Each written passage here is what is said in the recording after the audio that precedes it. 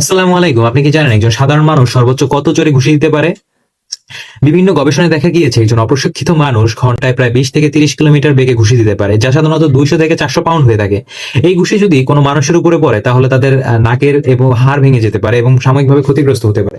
তবে মজার ব্যাপার হচ্ছে এই ঘুষি যদি কোনো বড় প্রাণী, গরু, ষাঁড়ের গায়ে পড়ে তাহলে এটা মনে হবে যে মশা, মাছি তাদের উপরে পড়েছে এরকম।